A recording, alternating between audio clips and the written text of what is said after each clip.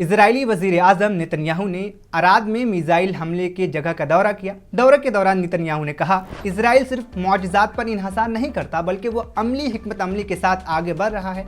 उन्होंने जोर देकर कहा, इजराइल इस तनाज़े में फतह के रास्ते पर गामज़न है और दुश्मन को कुचला जा रहा है। ये बयान ऐसे वक्त में सामने आया है जब खित्ते में कशीदगी शदीद है और सिक्योरिटी सूरत हाल हसास है।